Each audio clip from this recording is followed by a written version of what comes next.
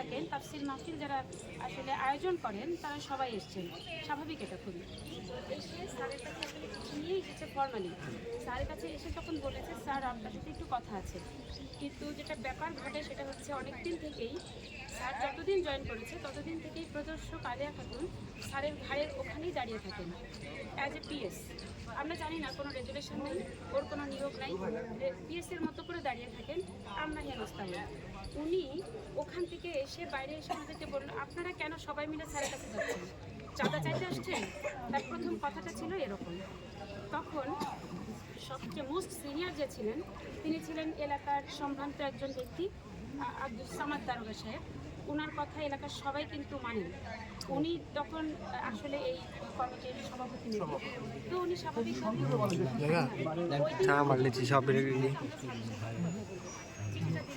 Sir রিসিভও করলেন, কিন্তু উনি অলরেডি চাঁদাবাজ বলেছেন। স্বাভাবিকভাবে ওরা বলছেন আমরা আসলে চাঁদা চাইতে আসিনি, আমরা আসলে মাহফিলের জন্য কিছু স্যারের সহায়তা নিয়ে চিঠি দিতে আসছি, দাওয়াত করতে আসছি।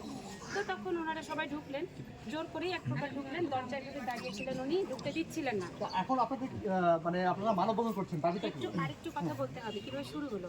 উনি যখন গেলেন তখন ওখানে যাওয়ার পর ওই বাগবিতনটা শুরুই হয়েছে চাঁদাবাজের জন্য। আসলে তার চাঁদা চাইতে আসেনি তো, কিন্তু উনি যখন চাঁদাবাজ বলছে তখন সবাই বলছে আপনি ভিডিও করছেন কেন, মোবাইলটা ব্যবহার করে চাঁদাবাজ বলছেন কেন, ভিডিও করছেন কেন? ওটাতে ও কিন্তু বলছে যে না, ভিডিও করতে হবে, আপনারা চাঁদাবাজ সেটা দেখাবো না।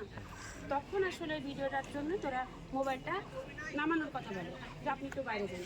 আমি ওখানে ছিলাম জানালার বাইরে, চিৎকার চেঁচামেচি শুনে আমি দেখেছি যে সিনিয়র পার্সনটা উনি বলছে বাবা তুমি দাবিটা একটু বলেন। আচ্ছা, আমার দাবি হচ্ছে এই যে প্রদর্শকের কথা শুনে একজন প্রিন্সিপাল যে আমাদের হেনস্থা করেন, পুরো কলেজ চালান, এমনকি পরীক্ষা কমিটি পরীক্ষা তো গোপনীয় ব্যাপার, উনি পরীক্ষা কমিটি চালান, উনি রুটিন চেঞ্জ করেন, উনি কোন কর্মচারী কখন ছুটি নেবেন স্যার সাইন করবে, কিন্তু প্রদর্শক যদি বলে স্যার সাইন করেন তাহলেই উনি করেন। শান্তি বিনোদনের যে ফর্মটা নিয়ে যাওয়া হয়েছে স্যারকে উনি বলেছেন যে সাইন করবেন না, সাথে সাথে উনি স্টপ করে দিয়েছেন কলেজ। ব্যাপারটা এরকম, আমরা দুজনেরই পদত্যাগ চাই।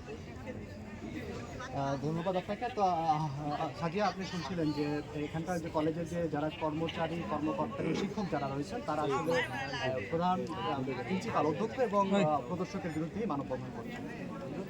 ভিডিও করা